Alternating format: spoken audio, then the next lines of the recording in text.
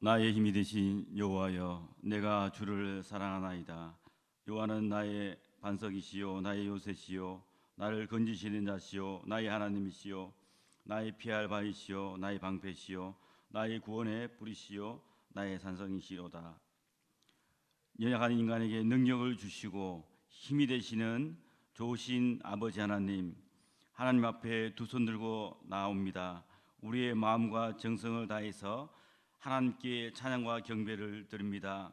사모하는 심령으로 나왔사오니 하늘 문을 활짝 열어 주옵소서.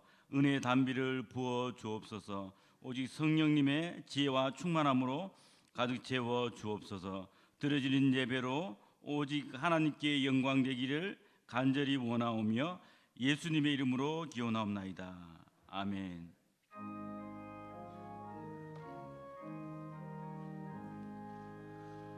만복의 근원 하나님, 온 백성 찬송 드리고 저 천사여 찬송하세.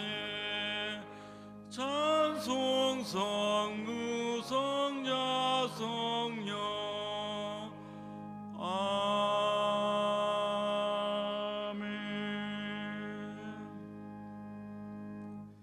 지난 한 주간의 삶을 되돌아보며 하나님과 사람 앞에 지은 죄를 회개하는 자매 기도를 드리시겠습니다. 주님, 우리를 불쌍히 여겨 주시옵소서. 주님, 우리의 허물을 도말하여 주옵소서. 우리의 높아진 마음, 교만한 마음, 우쭐한 마음들, 비굴한 마음들을 주님의 십자가 앞에 내려놓습니다. 주님, 우리를 불쌍히 여기셔서 정결케 하여 주시기를 간절히 원하옵나이다. 주님, 도와주옵소서. 나고 나는 나를 위하여 내 허물을 도말하는 자니 내 죄를 기억지 아니하리라. 아멘. 성취교독은 19번입니다. 만군의 여호와여, 내 영혼이 여호와의 궁정을 사모하여 쇠약함이여, 나의 왕 나의 하나님 만군의 여호와여,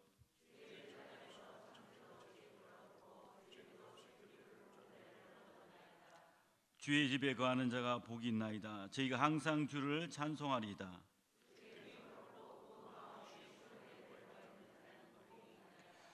저희는 눈물 골짜기를 통해야 할 때에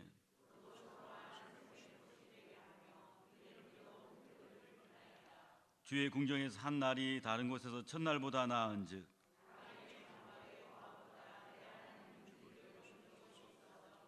만군의 여호와여, 주께 의지한 자는 복이 있나이다.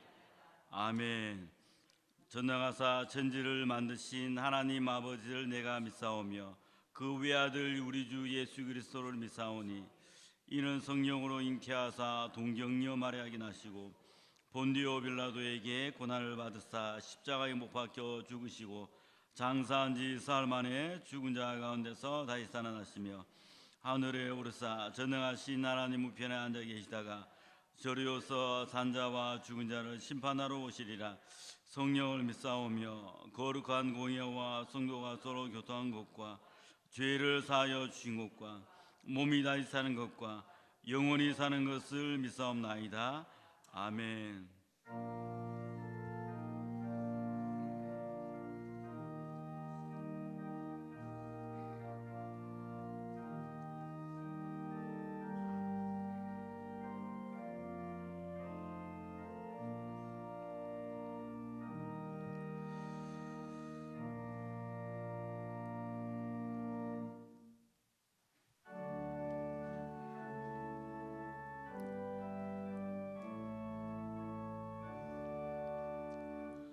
하늘에 가득 찬 영광의 하나님, 온 땅에 충만한 존귀하신 하나님, 생명과 빛으로 지혜와 권능으로 언제나 우리를 지키시는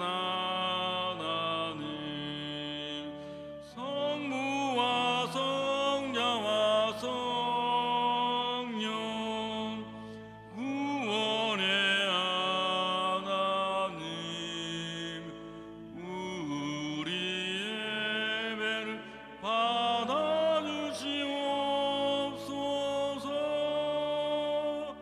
사랑이 넘치는 자비하신 하나님, 은혜 풍성한 구원의 하나님, 자매의 심령에 평안을 주옵시고 죄악의 허물을 용서하여 주소서. 찬송과 영광과 생명 구원의 하나님, 우리 예배를 받아주시옵소서. 연약한 심령을 굳게 세워주시고 우둔한 마음을 지혜롭게 하시고 주의 뜻 받들어 참되게 살아가며 주 말씀 따라서 용감하게 하소서. 권능과 지혜와 사랑 구원의 하나님, 우리 예배를 받아주시옵소서. 주 앞에 나올 때 우리 맘이 기쁘고 그 말씀 힘내어 희망 솟아오른다. 고난도 슬픔도 미게 하옵시고 영원의 이때여 살아가게 하소서. 우리의 자랑과 기쁨 구원의 하나님, 우리 예배를 받아주시옵소서. 아멘.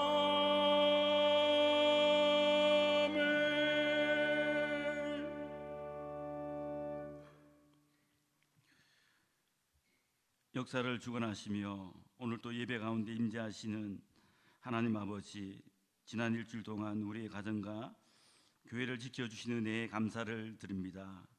우리의 생활이 언제나 하나님께 영광이 되기를 원하옵나이다. 하나님께서 우리의 가정과 교회, 우리가 처한 사업과 직장에서 왕이 되어 주셔서 신이 다스려 주시고 주관하여 주옵소서. 우리의 모든 생활 가운데 하나님의 뜻이 하늘에서 이루어진 것 같이 땅에서도 이루어지게 하옵소서. 우리가 만나는 이웃과의 관계 속에서도 아버지의 뜻이 이루어지게 하시고 우리가 만나는 모든 사람들 속에 하나님의 나라가 이루어지게 하옵소서. 이 땅을 살아가는 것이 버거울 때가 있습니다. 그러나 우리에게 날마다 하늘의 복을 주옵소서. 하늘의 복만 아니라 땅의 복도 주시옵소서. 땅의 복만 아니라 성령님으로 충만케 하옵소서. 영적인 권세도 주시옵소서. 이 땅을 살면서 궁하지 않도록 풍성히 부어 주옵소서. 그리하여 나눠주는 축복의 통로가 되게 하옵소서. 하나님께서 만드신 땅이 어둡습니다. 코로나19로 사람들이 두려워하고 고통받고 있습니다.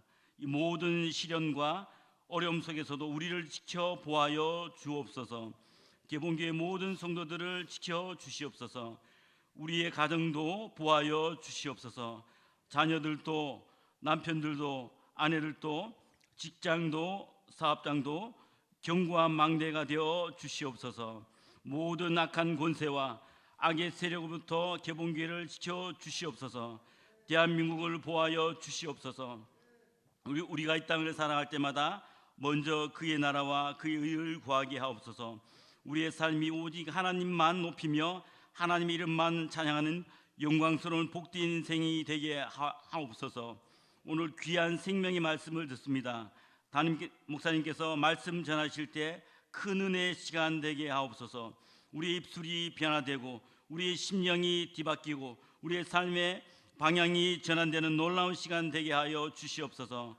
모든 기도가 하나님께 영광되기를 간절히 원하옵나이다. 오늘 또 우리의 걸음걸음마다 늘 함께 해주시는 예수님의 이름으로 기도드립니다. 아멘.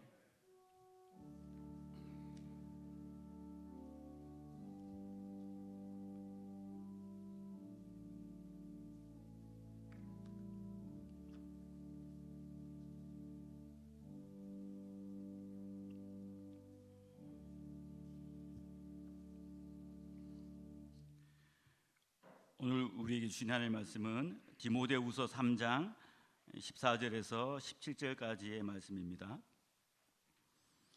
그러나 너는 배우고 확신한 일에 거하라. 내가 네게서 배운 것을 알며 또 내가 어려서부터 성경을 알았나니 성경은 능히 너로 하여금 그리스도 예수 안에 있는 믿음으로 말미암아 구원에 이르는 지혜가 있게 하느니라. 모든 성경은 하나님의 감동으로 된 것으로 교훈과 책망과 바르게 함과 의로 교육하기에 유익하니 이는 하나님의 사람으로 온전케 하며 모든 선한 일을 행하기에 온전케 하려 함이니라. 아멘. 찬양은 찬송가 278장으로 대신 부릅니다.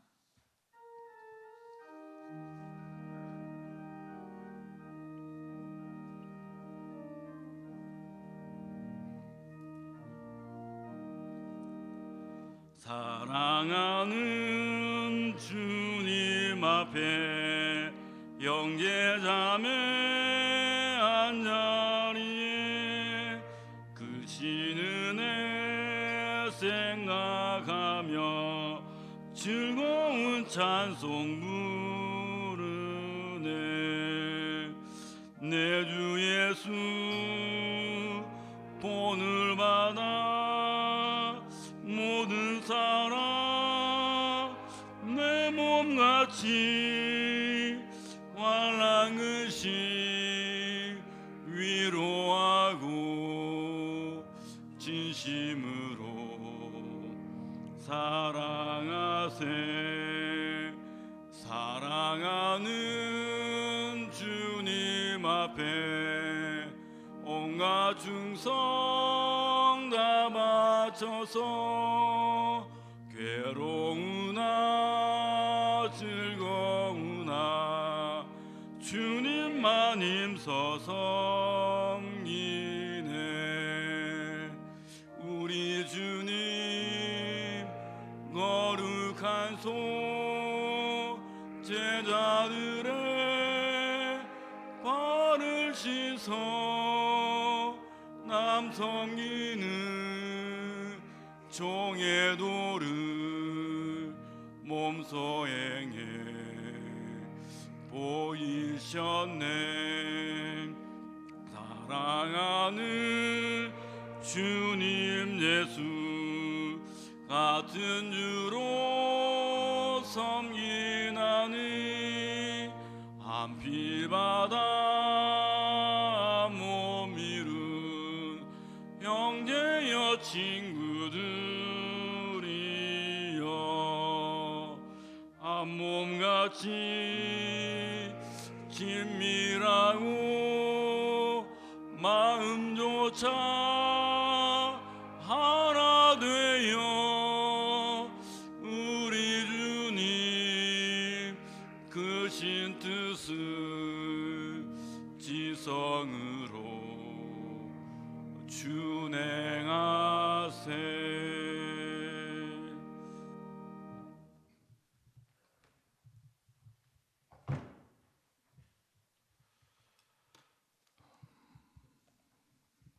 하나님의 축복이 이 아침 하나님의 전에 나와 예배하는 모든 성도들을 위해 가정에 함께 하시기를 축원합니다.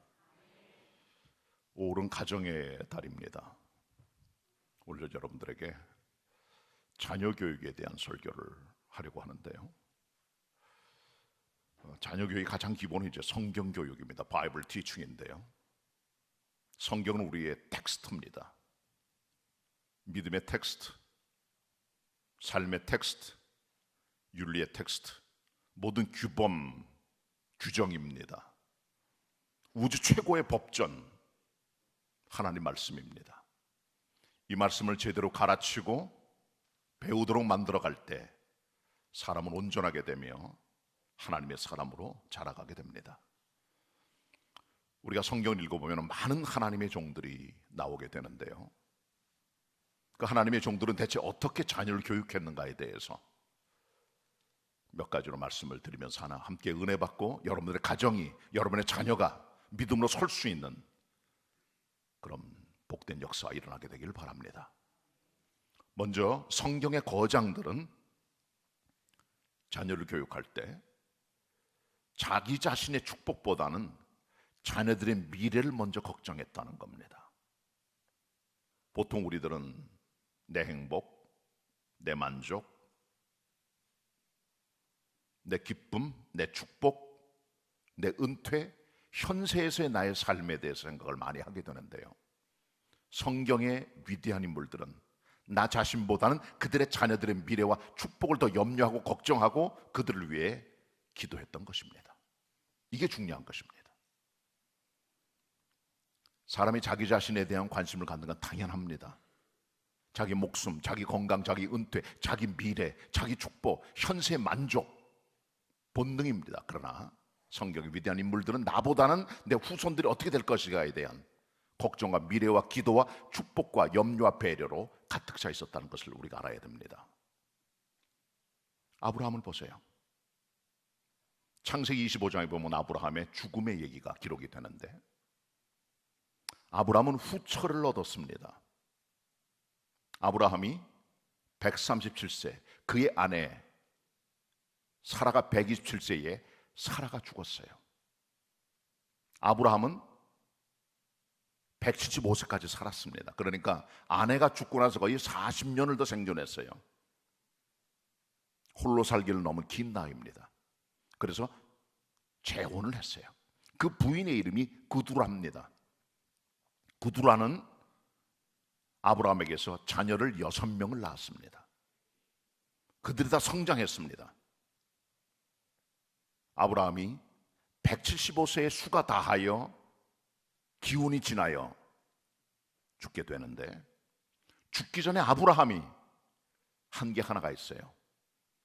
유산 상속입니다. 자기 모든 재산의 대부분은 약속의 아들인 이삭에게나 나눠줬고요.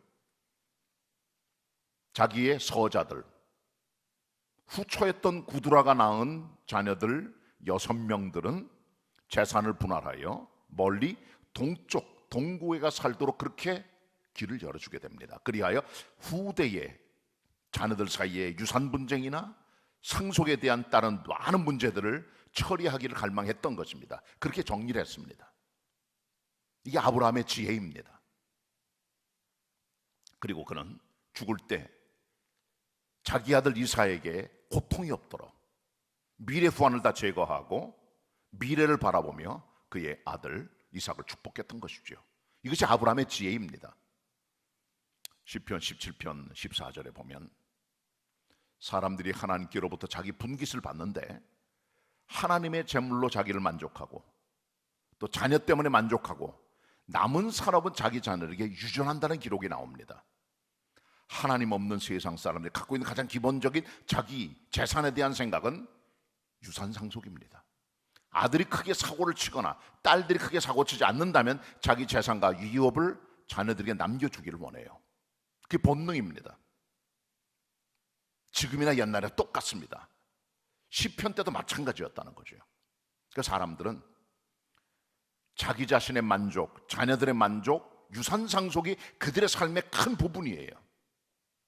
거기서 해피함을 얻게 됩니다. 아브라함도 그랬습니다. 똑같은 인간이었어요. 아브라함도요.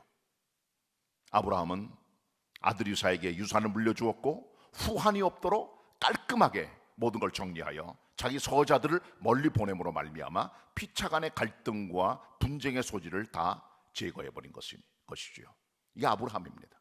근데 아브라함은 일반 세상 사람이 가지고 있는 생각과 다른 게 대체 뭐냐? 그는 신앙의 유산을 상속했다는 겁니다.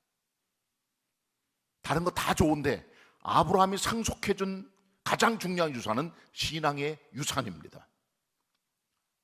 이삭은 난 지 8일 만에 아버지로부터 할례를 받게 됩니다. 믿음의 훈련입니다. 모리아산에 아버지가 자기를 제물로 바칠 때도 순종했고 아버지 믿음을 따라갑니다. 결혼할 때도 자기가 배우자 선택한 게 아니에요. 요즘은 자유연애 시대입니다.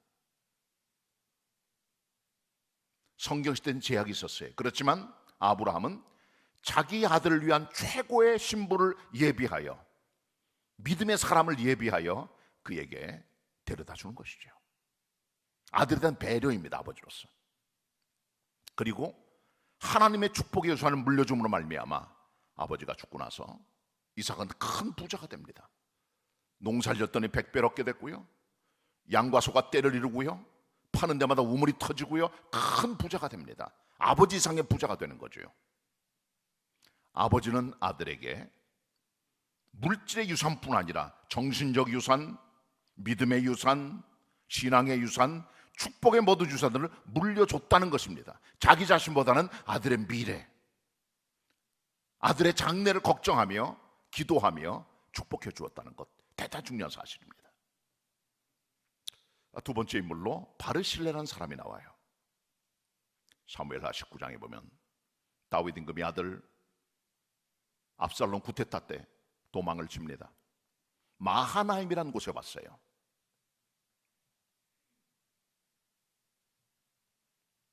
아들 압살롬이 공격을 해 들어옵니다. 아버지를 죽이려고. 그때 길라 사람 바실레라는 사람이 다윗에게 와요. 그를 위하여 많은 물질과 음식물들을 다 제공합니다. 목숨을 건 행동입니다. 잘못 투자하면 죽는 거예요.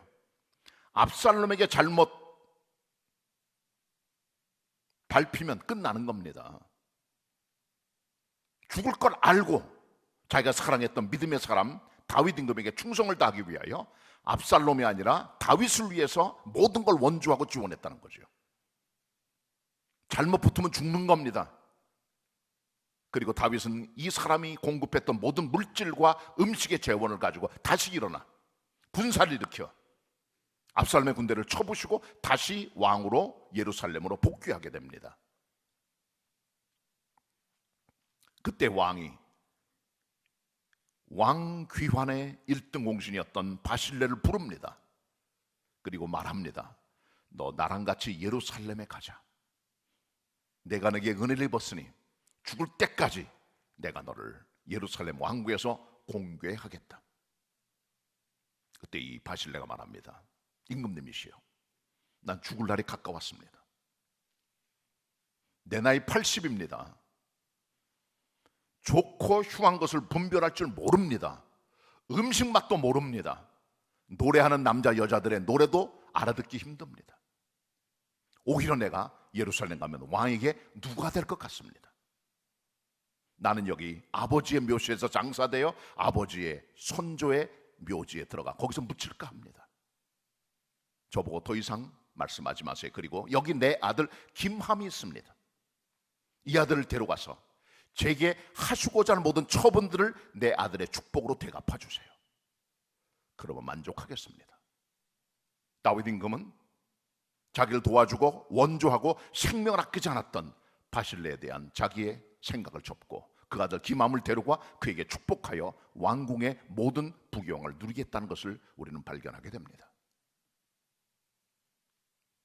바실레는 지혜로운 사람이었어요. 80세 노인이 얼마나 더 산다고, 왕이 공개하는 모든 음식과 부귀영화, 영광스러운 왕궁의 기쁨들 얼마나 누릴 수 있을까? 그는 생각합니다. 그리고 자기 아들을 위하여 모든 걸 양보하며 양도하고 그 아들이 행복하게 사는 길을 위해서 모든 걸 포기하고 넘겨주는 걸 발견하게 되는 거죠. 아브라함, 바실레 두 노인들입니다. 자기 자신 만족이 아닙니다. 내 행복, 내 기쁨, 내 즐거움이 아니라 그들의 자녀들의 미래와 앞날을 바라보며 그들을 축복하고 유산을 상속하고 모든 기쁜 것들을 자녀에게 남겨준 말미암아 하나님의 종으로 우뚝 섰던 것을 우린 발견하게 됩니다. 여러분, 우리 자신의 행복도 중요합니다. 나 자신을 찾아가는 거 중요합니다.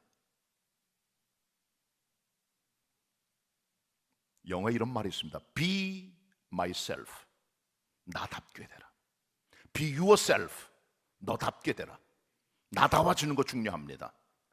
사실 자녀를 위해서 모든 인생을 걸어갔던 부모님들은 내가 없어요. 나 찾는 것, 내 인생, 나의 삶, 나의 재능, 나의 만족, 나의 행복 중요합니다. 너무 잊고 사는 세대예요. 그러나 더 중요한 것은 믿음의 등불을 이어갈 후손들에게 유산과 축복과 미래와 소망과 모든 기쁨을 넘길 수 있다는 사실은 기성세대의 축복인 것입니다. 성경의 거장들은 자기 자신의 만족과 기쁨보다는 그들의 후손들을 축복했음을 기억하시고 여러분의 자녀의 축복과 미래를 위해서 기도하며 염려하며 그들을 배려할 수 있는 믿음의 성도들이 되시길 바랍니다. 두 번째로 성경의 거장들은 자녀들의 미래를 하나님의 손에 완전히 위탁했습니다. 애들이 조그말 때는 부모님 손에 잡힙니다. 서서히 독립하고 분립해 나가요. 선교원이나 어린이집에 들어갑니다. 유치원 들어갑니다. 초등학교 들어갑니다. 친구들을 만납니다. 초등학생 됩니다. 중고생 됩니다. 친구들을 만납니다. 함께 지냅니다. 밖에 놀기도 합니다. 캠핑도 갑니다. 같이 교제합니다. 대학교 들어갑니다. 군에 들어갑니다. 여자 만납니다. 남자 만납니다. 결혼하겠다고 나옵니다. 그리고 떠나갑니다. 우리들의 자녀의 미래를 100% 부모가 책임질 수 없는 거예요. 쫓아다니지 못합니다. 어디까지 쫓아가겠어요? 하나님의 미래의 손에 넘겨드려야 돼요. 우리의 걱정, 우리의 염려 있습니다. 교육하고 기도해야 됩니다. 그러나 그들의 미래는 주님의 손에 있는 거예요. 절대로 부모들이 간섭할 수 없는 자녀들의 한계가 있다는 것을 알고 계셔야 됩니다. 부모는 자녀들이 자기 소유라고 생각하시면 안 돼요. 그렇게 할 수도 없고 해서도 안 되고 그건 어리석은 짓입니다. 하나님의 손에 넘겨드리는 거예요.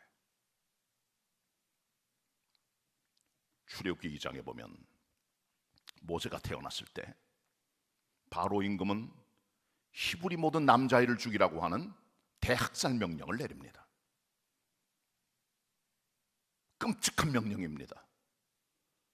모세의 부모님이었던 아므람과 요게벳은 이렇게 준수하고 아름답고 귀한 아이를 본 순간 죽일 수가 없는 거예요.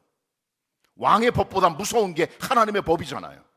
안 된다고 이 아이를 석 달 동안 숨겨둡니다. 그러나 계속 그렇게 할 수가 없잖아요. 어쩔 수 없이 이 아이를 갈상자에 답습니다. 갈상자는 역청과 나무진으로 물이 안 들어오게 한 그런 갈상자입니다. 그리고 강에 나가서 갈대 사이에 띄워요. 하나님께 맡겨버린 겁니다. 하나님의 손에, 은혜의 강물에 맡겨 하나님이 이 자녀를 책임져 달라고, 그의 생명을 책임지고 미래 책임달라고 완전히 위탁한 것이죠. 기도하는 마음으로, 찢어지는 마음으로 맡긴 겁니다. 마침 그때 바로의 딸이 목욕하러 나옵니다. 갈상자가 있습니다. 보니까 그 안에 히브리 아이가 있는 거예요. 자기 아버지 바로 임금이 히브리 모든 아이들은 죽이라는 명령을 한 것을 알고 있습니다. 그러나 이 아이를 보는 순간 측은지심이 생긴 거예요. 여성 특유의 모성애가 발동된 거죠. 이 아이를 자기가 떠맡습니다. 그리고 자기 아들로 궁중에 데려와요. 40년 동안 모세는 이집트의 최고의 교육을 받게 됩니다. 궁중의 예절, 학술, 말과 행사 모든 게 능합니다. 부족한 게 없는 사람이죠. 당시 이집트는 4대 문명의 발상지입니다. 세계 최고의 대학, 궁중 아카데미입니다. 거기서 배운 거예요. 모든 걸 배웠을 겁니다. 그리고 그때 받은 하나님의 은혜와 또 하나님의 모든 훈련을 통하여 이스라엘 백성을 40년 광야 생활하는 모든 것의 지혜를 경험하게 되는 것이죠. 때때로 부모들이 자녀들을 던져버리는 게 날 수도 있는 거예요. 우리 생각에는 얘가 내 손에 있으면 좋겠지, 내 안에 있으면 좋겠지. 그렇지 못합니다. 하나님 은혜의 강물에 넘겨드려야 돼요. 그렇지 못했다면 모세는 하나님 배우로 서지 못했을 것입니다.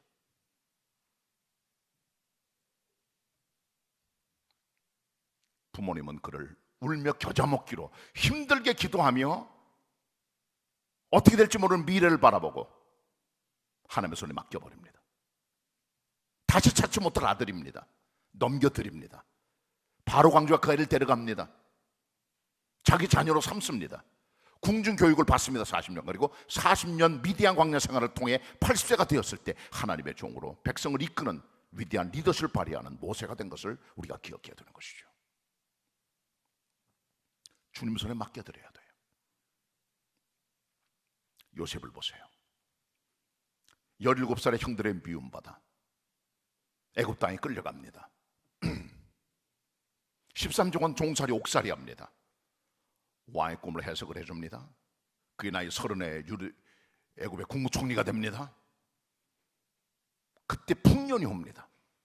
완벽한 국가 재정 경영으로 모든 풍성한 곡식을 저장해 두기 시작합니다. 8년째 국무총리들이 8년, 그의 나이 38살에 온 천하에 흉년이 듭니다. 비가 안 오고 소출이 없는 거예요. 온 백성들이 죽게 생겼습니다. 애굽뿐이 아닙니다. 모든 중동과 온 천하 사람들이 굶어 죽게 생겼어요. 첫 해는 버팁니다. 흉년 2년째, 그의 나이 39살, 모든 천하 백성들이 다 애굽에 옵니다.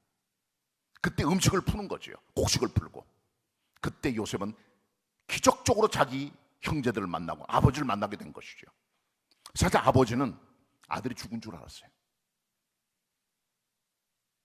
그의 형제들을 죽이려고 했고 구덩이에 집어넣고 미디안 상고들에게 팔아 애굽에 팔아 넘깁니다. 아버지는 다 거짓말을 했어요. 짐승에게 찢겨 죽었다고 우리 동생이. 아버지는 통곡을 합니다. 음부에 들어가고 싶을 정도로 울어요. 죽은 줄 알았습니다. 그러나 하나님께서는 완벽한 보호하심으로 요셉의 인생을 책임져 주셨고 22년 뒤에 아들을 만나게 되는 것이죠. 부모들은 자기 자녀에 대하여 야곱처럼 죽은 줄 아셔야 돼요. 내 아들 죽었구나.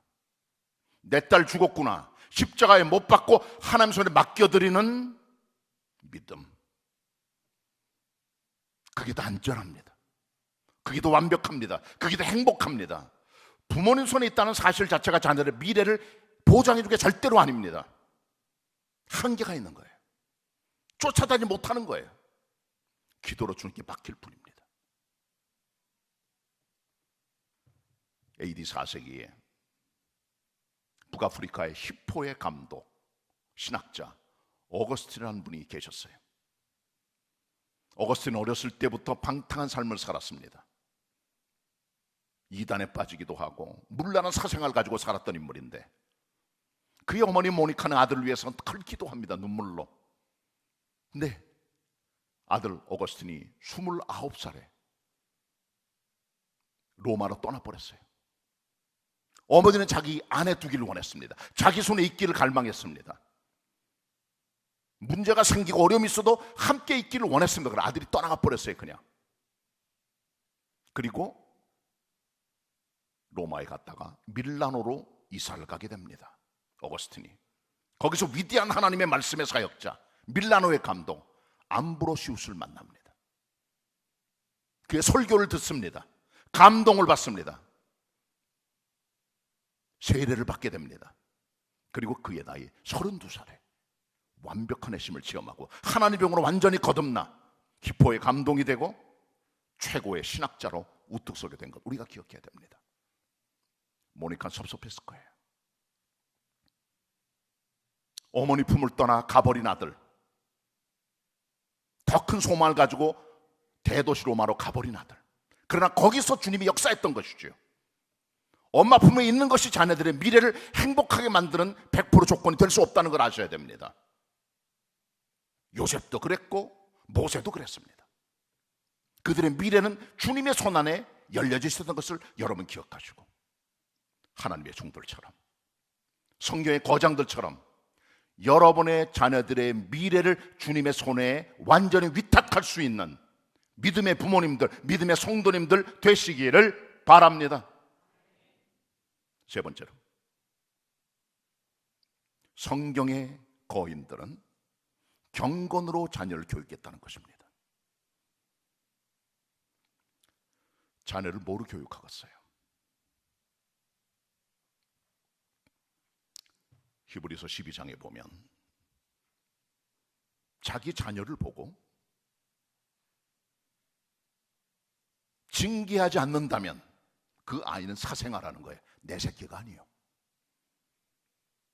정말 내 자식, 내 자녀라면 부모가 때려서라도, 야단을 쳐서라도, 별짓 따해서라도, 기도하서라도, 눈물 흘리면서 간곡하게 야단을 쳐서라도 돌아오게 해요.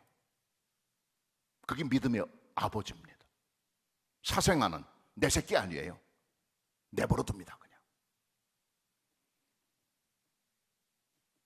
성경에 징계를 게을리했던 인물들이 나옵니다. 위대한 하나님의 종들인데도 자녀 교육에 징계가 부족했던 부모들이 있어요. 사무엘상 2장에 보면 엘리라고 하는 선지자가 나옵니다. 이스라엘의 사사입니다. 제사장입니다. 아들 둘이 있었어요. 홈리와 비느하스입니다. 둘 다 불황자입니다. 하나님의 성전에서 제사를 드리고 남은 고기를 삶을 때 생고기를 가져가요. 원래 생고기는 가져가지 못하게 되어 있습니다. 제사장들 가족이라 할지라도 날 것을 가져가요. 그리고 하나님의 성전에 수종드는 여인과 동침을 해요. 아버지가 들어요. 자녀를 데리고 훈계를 합니다. 물론 그러지 말라고. 자녀를 말 안 듣습니다. 아버지가 심하게 징계했어야 돼요. 왜? 이것은 죽을 죄거든요. 하나님 말씀합니다. 내가 내 자녀들보다 나를 소중히 여기지 않고 내 자녀를 더 소중히 여겼구나. 그를 징계합니다. 홈리와 비나스가 전쟁터에 벗게 가지고 나갔을 때 벗게는 뺏기고 블레셋 사람들에게 둘 다 죽습니다. 전쟁터에서. 그 아버지 엘리는 목이 부러져 죽어요. 가정이 풍지박산 난 겁니다. 징계 없는 집안의 스토리입니다. 엘리의 제자 사무엘, 위대한 기도의 사람, 그가 죽을 때가 됩니다. 사무엘상 8장 보면 사무엘의 자기 두 아들 요엘과 아비야에게 사사직을 물려주는 거예요. 근데 이 두 아들이 어떤 아들들이냐? 이를 따라 뇌물을 받아 재판을 굳게 했던 아들들이기 때문에 백성들이 사무엘에게 잘못됐다고 불평을 털어놓게 되죠. 그리고 왕을 구하게 되는 겁니다. 실력도 안 되는, 깜도 안 되는, 도덕성도 떨어지는, 영성이 없는, 능력이 없는, 흠집이 많은 자녀들을 자기 다음 세대 주자로, 리더십으로 세웠다는 거예요. 이 아버지의 잘못입니다. 징계하지 않았다는 거죠. 다윗도 마찬가지입니다. 다윗은 이스라엘 성군입니다. 큰아들 암논이 있었어요. 암논에겐 이복 누이가 있었습니다. 압살롬의 동생이었던 다말입니다. 기회를 잡아 성폭행을 해요. 자기 이복 여동생을. 다윗은 이 사건을 묵인합니다. 돌 맞아 죽을 죄입니다. 사실 유대 율법에 따르면 내버려둬요. 그냥 징계 안 합니다. 압살롬은 자기 여동생 다말이 이복형이었던 암논에게 당한 걸 알고 2년 동안 칼을 갑니다. 분노의 칼을 갈아요. 그리고 왕자의 날을 일으켜 자기 형 암논을 죽이고 도망을 쳐버리죠. 그리고 이 아들이 나중에 돌아와 구테타 일으켜 아버지를 내쫓게 되는 거죠. 다윗의 징계 없는 아버지의 모습이 자녀들을 무너뜨리고 가정을 무렸다는 것 우리가 알아야 됩니다. 징계해야 돼요. 갈아쳐야 됩니다. 야단쳐야 됩니다. 기도해야 됩니다. 붙잡아줘야 됩니다. 성경 위대한 거장들도 실패했다는 거 우리가 알아야 됩니다. 그렇다면 우리는 대수입니까? 우리 다 똑같아요. 우리도 엘리처럼 사무엘처럼 다윗처럼 실수할 수 있습니다. 있습니다. 우리도. 다행히 성경에는 자녀를 경경으로 양육했던 위대한 인물들이 나옵니다. 에녹을 보세요. 65세 동안 하나님 없이 살다가 65세 하나님을 만나고 하나님과 동행하며 300년간 살다가 365세에 하나님의 부름을 받아 성천하게 되죠. 죽음 맛보지 않고. 에녹입니다. 아버지의 경건을 봤어요. 그 아들은 무드셀라입니다. 손자는 라멕입니다. 증손자는 노아예요. 3대까지 믿음의 등불이 이어져 갑니다. 경건의 등불입니다. 아버지의 경건을 본 거예요. 에녹은 선지자, 하나님의 종 에녹은 선지자였습니다. 말씀의 종이었습니다. 신앙의 사람이었습니다. 아버지의 경고를 받아 대대손손이 믿음의 등불을 지켜갔다는 사실이죠. 경건을 심어줘야 돼요. 중이가 동의하는 삶의 모습을 나타내 보여줘야 돼요. 경험하게 만들어야 돼요. 그게 하나님의 종들입니다. 욥을 보세요. 아들 7, 딸 3을 주었습니다. 행복한 가정을 두었어요.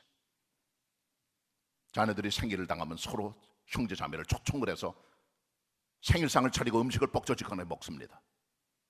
혹시 이들이 함께 지내며 생일을 지내며 먹고 마실 때 하나님을 배반하였을까봐 욥이 생일잔치 다음 날 아침 시간에 자녀들을 다 불러 모아요. 그리고 이들이 혹시 하나님께 배반했을까봐 자녀들의 머릿수를 따라 하나님 앞에 번제를 바쳤다고 말합니다. 경건의 훈계입니다. 경건의 교육입니다. 믿음의 전수입니다. 신약에 보면 디모데 후서 1장에 디모데의 외가 쪽 얘기가 나와요. 바울이 말합니다. 디모데야, 내가 너를 볼 때마다 너무 내 마음에 기쁨이 충만하다. 내 속에 있는 거짓 없는 믿음 때문에, 내 속에 있는 그 거짓 없는 믿음은 내 외조모 로이스와 내 어머니 유니기한테 받은 믿음 아니냐. 거짓 없는 믿음 계속 간직하고 살아라. 내가 어려서부터 성경을 배워알지 않았느냐. 그를 칭찬합니다. 디모데는 부모님 믿음을 전수받은 경건의 아들로 에베소의 2대 목회자가 되어 바울의 뒤를 이어 역사를 만들어갔던 것 우리가 기억해야 되는 것이죠. 자녀는 경건으로 교육해야 돼요. 여러분의 자손들을 신앙과 경건으로 양육할 수 있는 부모들 되시길 바랍니다. 한 말씀 더 붙입니다. 자녀가 없는 분도 계세요. 우린 그러나 영적 자녀는 낳을 수 있습니다. 사도 바울은 평생을 홀로 지냈다고 여겨집니다. 근데 바울은 많은 영적 자녀를 낳았어요. 디모데 전후서 총 10장입니다. 거기서 자기 제자, 자기 믿음의 사람 디모데를 내 아들, 내 참아들, 내 사랑하는 아들이라고 4차례 말합니다. 디모데는 바울이 낳은 아들입니다. 영적인 자식이에요. 그레데 목회했던 디도에게 바울이 편지를 쓴 것이 디도서인데, 디도서 1장 4절에 내 참 아들 디도에게 편지한다고 말해줍니다. 디도도 그의 아들이었어요. 빌레몬서 1장에 보면 감옥에서 낳은 내 아들 오네시모라는 말씀이 나옵니다. 바울은 가는 데마다 디모데나 디도나 오네시모나 어떤 환경, 어떤 자리에서도 영적 자녀를 낳는데 최선을 다했다는 것이죠.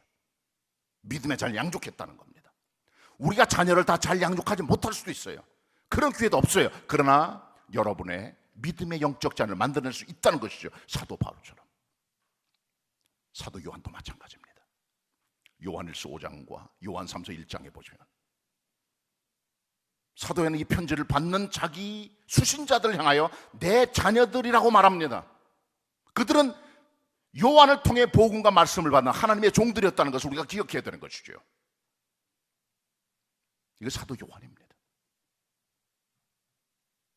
말씀 정리합니다. 성경 속의 거인들처럼 내 자신의 만족과 행복보다 여러분의 자손의 미래를 걱정하며 염려하세요. 내 손에 자녀를 붙들지 말고 하나님의 손에 완전히 위탁하세요. 경건으로 가르치세요. 그리고 영적 자녀를 많이 낳으세요. 말씀을 마음판에 새기시고 복된 가정 만들어가는 모두 성도들이 다 되시기를 축원합니다. 축원합니다. 기도드리겠습니다. 주님, 말씀 대언하였습니다. 성경 속의 거장들의 거울을 본받아 저희들의 가정, 믿음과 신앙으로 자녀 양육하여 복된 가정과 미래를 만들어갈 수 있게 함께하여 주옵소서. 성도들의 가정과 자녀를 축복하여 주시옵소서. 우리 주님 예수 그리스도의 이름으로 기도드립니다. 아멘. 은혜 받은 말씀 생각하며 찬송가 305장 찬양하시겠습니다.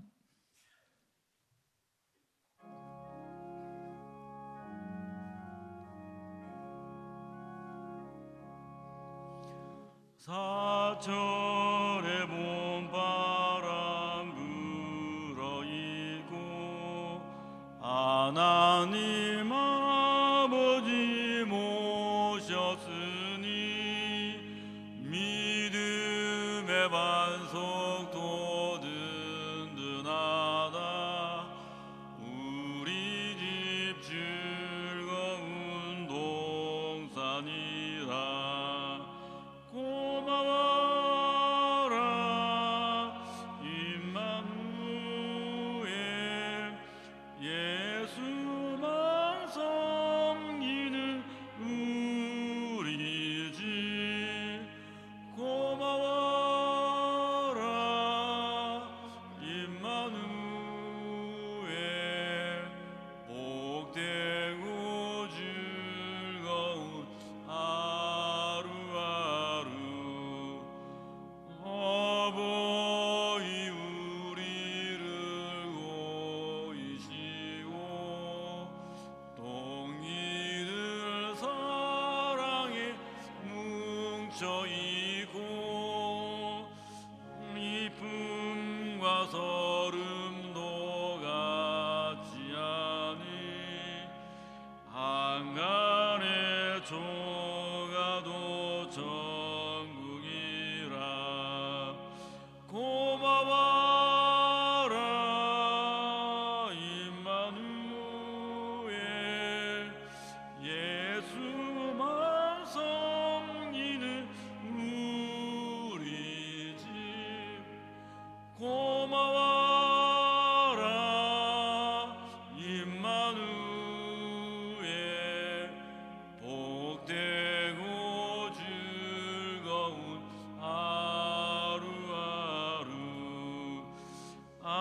아침과 저녁에 수고하여 다 같이 일하는 온 식구가 한 상에 둘러서 먹고 마셔 여기가 우리의 낙원이라. 고마워라 임마누엘, 예수만 섬기는 우리 집. 고마워라 임마누엘,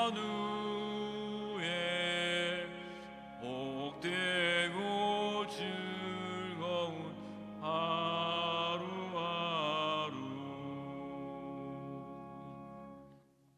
믿음과 정성으로 하나님께 예물 드리시겠습니다.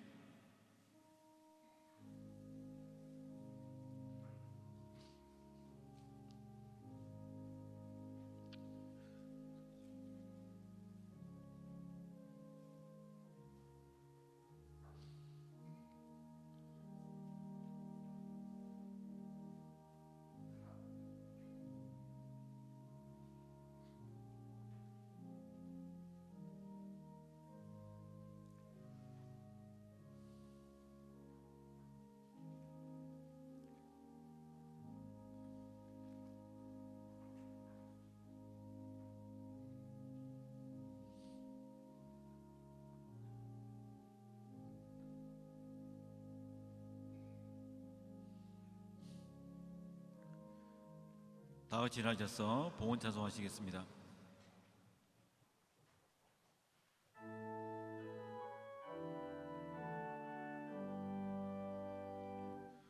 모든 것이 주께로부터 왔으니 이 예물을 주께 바치나이다.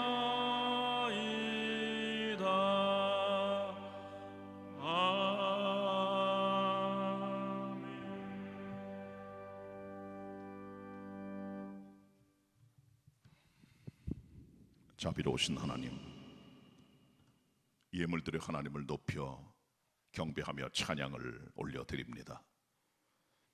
11조로 주일헌금으로 감사의 마음으로 해외 선교를 위해서, 건축을 위해서, 또 여러 가지 믿음을 따라드린 사랑과 섬김의 손길 어여삐 보시고 궁유를 베풀어 주시고 저들의 가정에, 저들의 기업에, 저들의 직장에 펼칠 모든 일들 속에 은혜의 손길을 더하사 부족함이 없게 하시고 형통하게 하시고 축복하여 주시옵소서. 주님께 바칩니다. 예수 그리스도의 이름으로 기도드립니다. 아멘. 자리에 앉으시고요. 옆에 있는 우리 지체들한테 같이 인사합니다. 반갑습니다. 서로 인사 나누시기 바랍니다. 고맙습니다. 네.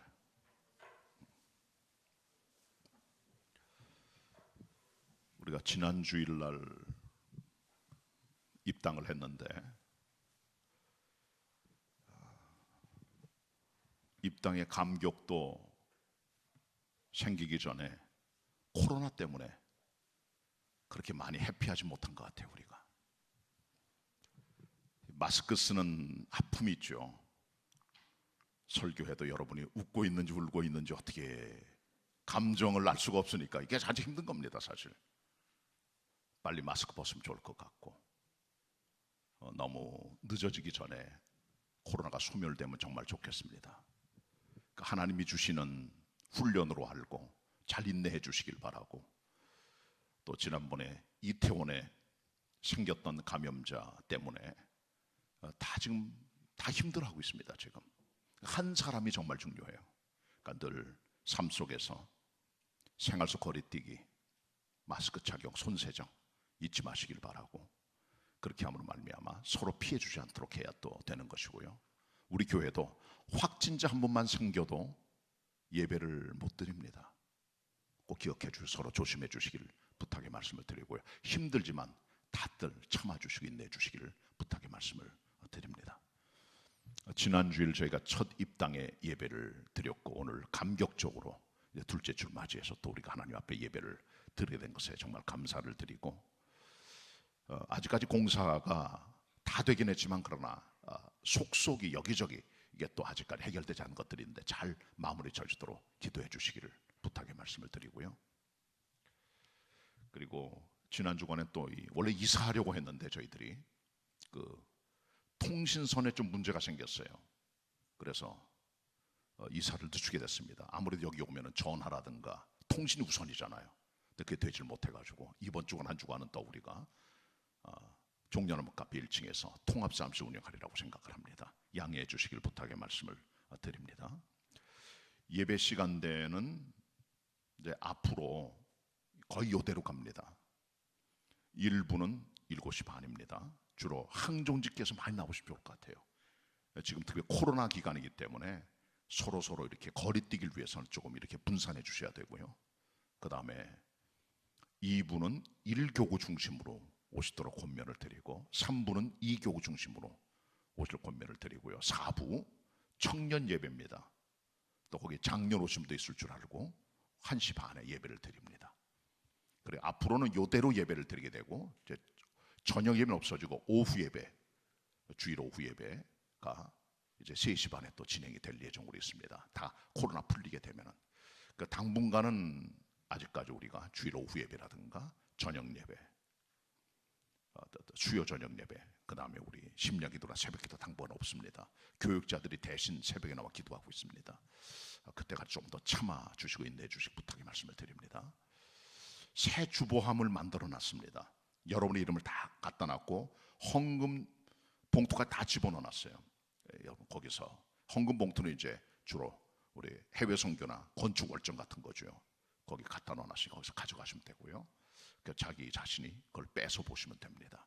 그렇게 활용해 주실 부탁의 말씀드리고 들어오시기 전에 꼭 발열 체크하시고 간단한 신상 기록을 남겨주셔야 나중에 또 문제가 됐을 때 우리가 또 풀어나갈 수 있으니까 꼭 기록해 주시기를 부탁의 말씀을 드립니다. 행사는 없지만 그러나 큰 행사 2가지가 있어요. 5월 달에 첫째는 다음 주일은 부활주일입니다.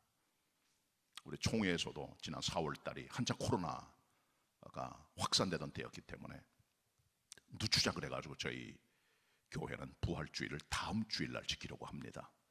하나님에 나올 때 우리가 뭐 행사가 있는 건 아니지만 그러나 부활의 감격과 경배의 마음으로 주님께 나오시길 바라고 헌금 봉투도 오늘 나눠드렸습니다. 거기다 여러분께서 정성을 다 주님께 들으시면 될 것 같고요. 그 다음에 인터넷 예배 드리는 분들은 우리 부활절 예배 드릴 때는 이름 쓰시고 노창령 부활 이렇게 하면 저희들이 알고 또 분류해서 우리가 주보에 게재할 수가 있습니다. 그렇게 해주시길 부탁의 말씀을 드립니다. 교회 학교 예배 시간은 앞으로 코로나가 풀리게 되고 환경이 좋아지게 되면은 우리 중고등부 학생들은 9시 반에 각자 예배실에서, 그 다음에 유아, 유치, 유년, 소년부는 11시 반에 각자 예배실에서 드리게 되고요. 그 다음에 타가 영아는 잠옷실에서 9시 반 예배, 11시 반 예배 시간에 우리 영어부 교사들이 와서 섬기게 될 예정으로 있습니다. 그렇게들 아시고 앞으로 때가 되면 그렇게 섬겨주시길 부탁의 말씀을 드립니다. 오늘 예배 현황은 10시까지 인터넷에 올립니다. 그럼 그때 동영상으로 성도들이 예배 참여 못하는 분 함께 예배가 드릴 수가 있으니까 그렇게들 하시면 되겠습니다. 주차는 지하 예배당에 주차할 수 있습니다. 지상도 있고요. 거기다 주차하시면 되고 정 모자라면은 기업은행 주차장 대시면 되는데 이제 코로나 기간이라 우리 교인들이 그렇게 많이 지난주 보니까 우리 교인들 출석교인 절반쯤 나오셨어요. 지난주일에 그렇게 제가 봤습니다. 어떻게 될지 잘 모르겠습니다만 주차장 앞으로 혼잡할 게 예상이 되기 때문에 그렇게들 해서 섬겨주시길 부탁의 말씀을 드립니다. 교회 학교도 오늘 역시 동영상으로 예배를 드리게 됩니다. 현장에 못 드린 분들은 꼭 자기 가정에서 동영상을 통해 유튜브나 홈페이지로 예배 드려주시길 부탁의 말씀을 드리고요.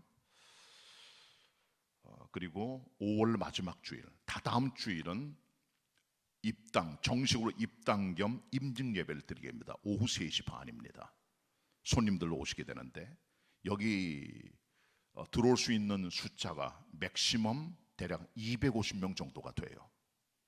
거리뛰기가 그 정도예요. 그때 되면 어떻게 될지 모르겠습니다만 어쨌든 그렇게 되고, 그래서 아마 오시는 손님 때문에 저 밑에 있는 1층의 중예배실이라든가 그런 데 좀 개방할 예정으로 있습니다.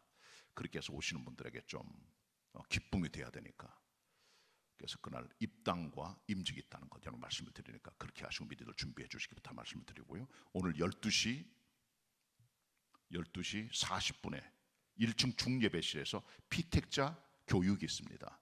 거기다 참여해 주시고 또 사진 촬영도 있으니까 동참해 주시기를 부탁의 말씀을 드립니다. 앞으로 이제 건물이 점점 커지다 보니까 부서별로 청소를 따로 하셔야 돼요. 감당 다 못합니다. 앞으로 부서별로 자기 방은 자기가 청소하고 자기가 닦고, 복도나 이런 데까지는 뭐 여러분이 할 수는 없겠지거나 자기 방, 자기 부서는 철저히 자기 부서 책임제로 해서, 쓰레기도 마찬가지입니다. 절대로 방에 놔두지 말고 쓰레기 분리수거함이 있어요. 1층이라든가 지하에 가면은 거기다 넣어 놓으셔야 돼요.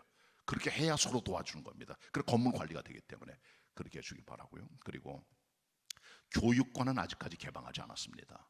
청년들만 좀 왔다 갔다 하는데 그쪽 엘리베이터 사용하지 마시길 바라고요. 나중에 정상화될 때 그때 활용할 수 있도록 그렇게 해서 우리 서로 에너지도 절약하고 해주시길 부탁의 말씀을 드립니다. 건물이 커지다 보니까 여러 가지 힘든 일이 많으니까 여러분께서 서로 협조해 주시기를 부탁의 말씀드리고, 어제도 우리 본당 청소는 교육자들이 나와서 다 했습니다. 앞으로 조금 당분간은 여전도회라든가 좀 분담을 해서 본당 카페트 청소라든가 기본적 청소를 해놔야 되니까 그렇게 부탁드릴 때 주저하지 마시고 섬겨주시기를 부탁의 말씀을 드립니다. 어쨌든 가장 힘든 때 서로 기도로 협력하고 돕고 하면 정말 좋겠습니다. 또 우리 성도들 가운데 한 분이라도 이런 기간 동안에 어려움 당하지 않도록 우리가 기도하고 있습니다. 경제도 힘들고 다 힘듭니다. 실직자도 많고 이런 때에 서로 격려하는 자리가 되면 정말 좋겠습니다. 같이 우리 금주 찬양 같이 부르겠습니다. 우리 모두 한 가족입니다.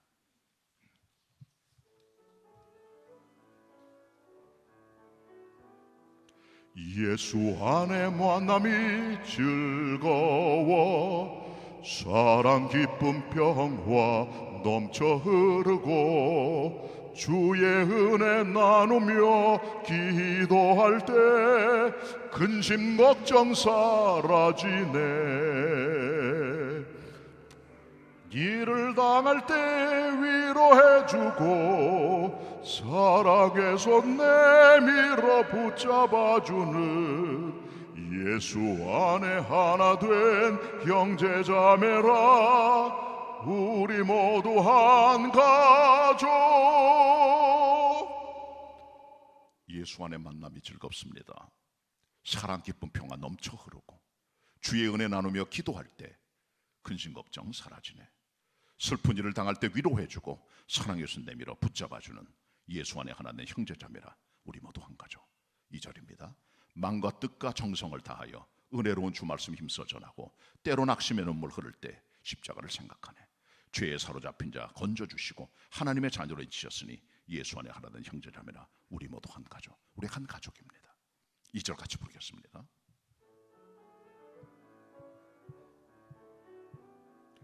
마음과 뜻과 정성을 다하여 은혜로운 주 말씀 힘써 전하고 때로 낙심의 눈물 흐를 때에 십자가를 생각하네. 죄 사로잡힌 자 건져주시고 하나님의 자녀로 인치셨으니 예수 안에 하나 된 형제자매라 우리 모두 한 가족. 아멘. 아멘. 옆에 지체를 함께 인사 나눕니다. 우리는 한 가족입니다. 이렇게 힘든 때에 기도와 인내로 승리하는 성도들 다 되시기를 바랍니다. 한 주간 승리하시길 바랍니다.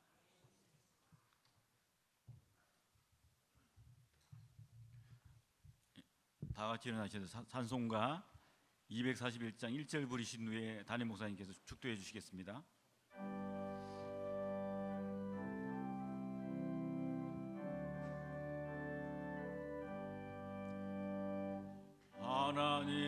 아버지 주신 책은 귀하고 중하신 말씀일세 기쁘고 반가운 말씀 중에 날 사랑한다 말 참 좋도다 주 나를 사랑하시오니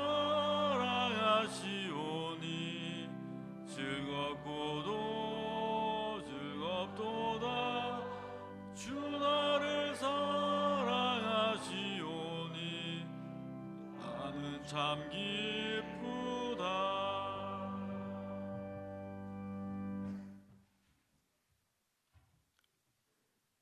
지금은 가정의 머리가 되시며 주인 되시는 우리의 주님 예수 그리스도의 은혜와 성부 하나님 아버지의 사랑하심과 성령님의 교통하심이 하나님 주신 새로운 성전에 함께 올라와 예배하며 믿음으로 주님 바라보며 나아가는 우리 모든 성도들 위해 여기 동참 못하지만 가정에서 동영상으로 함께 예배하는 믿음의 가족들 머리머리 위에 이제로 영원히 함께 하시옵기를 간절히 축원하옵나이다. 아멘.